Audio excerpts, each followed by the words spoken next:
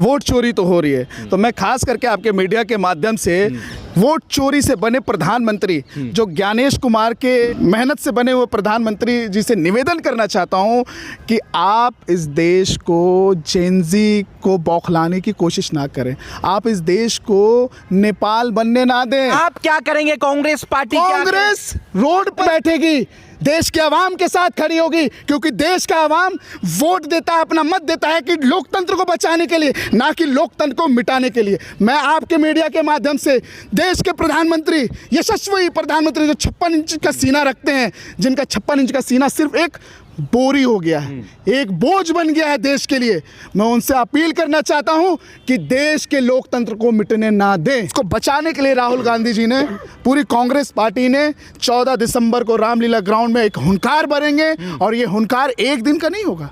अगर ये मोदी जी समझते हो कि ये हुंकार एक दिन का होगा तो उनकी गलतफहमी, ये हुंकार पूरे देश और आवाम में गूंजेगी। नमस्कार, मैं हूं देव। इस वक्त आप देख रहे हैं लोकतंत्र टीवी। जिस तरीके से वोट चोरी हो रही है, SIR के ऊपर सवाल उठ रहे हैं। बिहार के बाद अब बंगाल में ममता इसके खिलाफ जो है पूर्ण तैयारी कर चुकी है, इस SIR के खिलाफ लड़ाई लड़ने के लिए। यूपी में अखिलेश जी लड़ाई लड़ने को तैयार है। इसी तमाम मुद्दे पर हम आज बातचीत करेंगे। सानू जी इस वक्त हमारे साथ मौजूद हैं। सानू जी, कैसे देख रहे हैं SIR के खिलाफ आप लोगों ने, वोट चोरी के खिलाफ आप लोगों ने 14 दिसंबर को कांग्रेस पार्टी ने जो है एक कॉल दिया है प्रोटेस्ट का, आंदोलन का, कि आंदोलन जो है बड़ा होने वाला है। सच में क्या करने वाले हैं आप लोग उस दिन? सबसे पहली बात कि SIR जो मुद्दा है वो पूरे देश के लिए और पूरे आवाम के लिए और ख़ास करके जेनजी के लिए एक बहुत ही महत्वपूर्ण मुद्दा है। आप देख सकते हो कि पिछले 3 चुनाव से, विधानसभा चुनाव, हरियाणा ले लो, आप महाराष्ट्र ले लो, और आप कर्नाटका ले लो, अभी हाल फिलहाल में हुआ चुनाव बिहार ले लो, मतलब SIR करा कर आप उन वोट्स को काट रहे हैं जो लोग पिछले 50 साल से वहाँ रह रहे हैं। वोट चोरी तो हो रही है, तो मैं खास करके आपके मीडिया के माध्यम से देश के वोट चोरी से बने प्रधानमंत्री जो ज्ञानेश कुमार के मेहनत से बने हुए प्रधानमंत्री जी से निवेदन करना चाहता हूं कि आप इस देश को जेनजी को बौखलाने की कोशिश ना करें, आप इस देश को नेपाल बनने ना दें। ये देश बहुत खूबसूरत देश है, ये देश मोहब्बत का देश है। आप अपनी गतिविधियां जो विभाजन करना चाहते हैं उसके तहत इस देश को बांटने की कोशिश ना करें, और खास करके आपकी पार्टी, आपके RSS इसको बांटने की कोशिश ना करे। मैं देश के प्रधानमंत्री श्री नरेंद्र मोदी जी से अपील करना चाहता हूं, जो वोट चोरी कर रहे हैं, जिन्होंने अमित शाह के सह सचिव ज्ञानेश कुमार को लाकर बैठाकर अपने सहयोगी दल के तरीके से काम कर रहे हैं, तो ये हरकत ना करें। ये लोकतंत्र को कुचलने की हरकत है, लोकतंत्र को मिटाने की हरकत है, लोकतंत्र से चलने वाले देश को मिटाने की हरकत है। तो इसके तहत मैं आपसे एक रिक्वेस्ट करना चाहता हूं कि आप ये हरकत करना बंद कर दें। बीजेपी तो कह रही है कि आप इस देश को उकसा रहे हैं, आप इस देश को नेपाल के राह पे खड़ा कर। अरे भाई, बीजेपी, शहनाज पुणेवाला का बयान सुनिए उन्होंने। शहनाज पुणेवाला का क्या वैल्यू है भाई? आप उसको एक देखिए, बीजेपी के ये भोपू हैं जो बजते रहते हैं, इनको बीजेपी वालों ने रख रखा है बजाने के लिए, तो इनकी बातों को गौर ना करें आप लोग। देश में जो गतिविधियां चल रही है, देश में जिस तरीके से वोट चोरी हो रही है, उस मुद्दे पर बात करें आप लोग। देश में कई BLOs की मौत हो गई, देश में कई BLOs अपनी आत्महत्या कर रहे हैं। क्या आपने उस पर सवाल पूछा? क्या शहनाज पुणेवाले ने उस पर कोई टिप्पणियां की? क्या देश के प्रधानमंत्री ने कोई टिप्पणियां की? क्या देश के गृह मंत्री ने कोई टिप्पणियां की? नहीं की। देश के BLO क्यों मारे जा रहे हैं? देश के BLO क्यों ट्रेन से के आगे कूदकर अपनी जान दे रहे हैं? देश के BLO क्यों जहर खा रहे हैं? देश के BLO को क्यों हार्ट अटैक आ रहा है? क्योंकि ये दबाव है सरासर। जो BLOs काम नहीं करना चाहते इस गंदी गतिविधियों के तहत, उसमें दबाव बना जा रहा है कि नहीं आपको काम करना होगा। कौन बना रहा है? ज्ञानेश कुमार कर रहे हैं, चीफ इलेक्शन कमीशन के चीफ ज्ञानेश कुमार कर रहे हैं।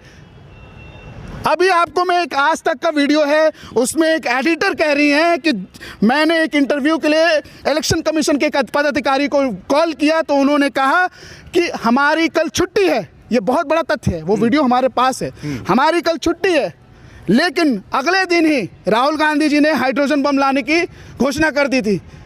तो उनका ये कहना था कि जब उन्होंने सवालात किए चीफ एडिटर ने कि सर राहुल गांधी तो एक इंटरव्यू करने जा रहा वोट चोरी पे, तो उसी चीफ उसी इलेक्शन कमीशन का वो पदाधिकारी बोलता है कि ऐसा है, हमारे चपरासी तक, इवन बड़े मालिक तक अब ऑफिस खुल रहा है, क्योंकि डर है, इन्हें पता है कि वोट चोरी वो कर रहे हैं और इस वोट चोरी को राहुल गांधी जी ने पकड़ लिया है। आप क्या करेंगे? कांग्रेस पार्टी कांग्रेस रोड पर नहीं, जमीन पर बैठेगी, देश के आवाम के साथ खड़ी होगी, क्योंकि देश का आवाम वोट देता है, अपना मत देता है कि लोकतंत्र को बचाने के लिए, ना कि लोकतंत्र को मिटाने के लिए। मैं आपके मीडिया के माध्यम से देश के प्रधानमंत्री, यशस्वी प्रधानमंत्री जो 56 इंच का सीना रखते हैं, जिनका 56 इंच का सीना सिर्फ एक बोरी हो गया है, एक बोझ बन गया है देश के लिए, मैं उनसे अपील करना चाहता हूं कि देश के लोकतंत्र को मिटने ना दें।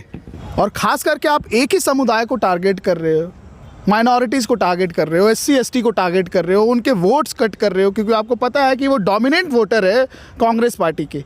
आप उसको कट करके, आप उसको हटा कर तुरंत 20 से 25 लाख नए वोटर्स लेके आ जाते हो।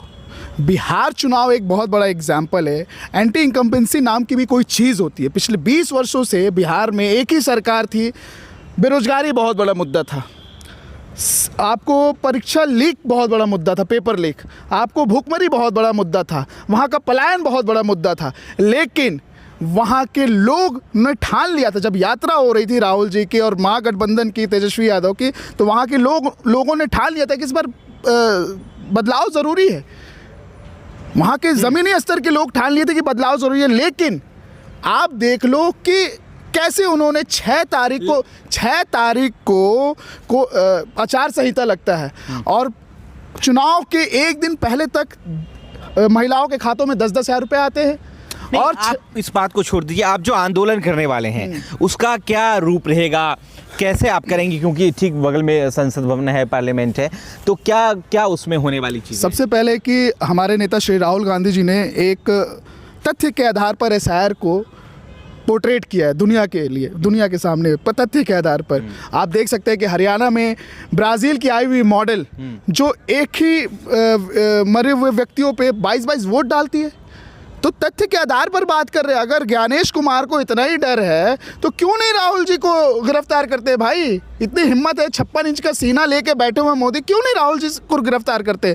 272 लोगों से आप अपने लोगों से चिट्ठी लिखवाते हैं। जब मणिपुर की दंगा होता है, देश में बेरोजगारी होती है, उसके लिए चिट्ठी लिखवाते नहीं आप, और उसी चिट्ठी लिखने में हरदीप सिंह पुरी की वाइफ भी शामिल है। इसी के तहत पूरे देश के आवाम के लिए और लोकतंत्र को मिटाना चाह रहे हैं ये लोग, इसको बचाने के लिए राहुल गांधी जी ने, पूरी कांग्रेस पार्टी ने 14 दिसंबर को रामलीला ग्राउंड में एक हुंकार भरेंगे। और ये हुंकार एक दिन का नहीं होगा।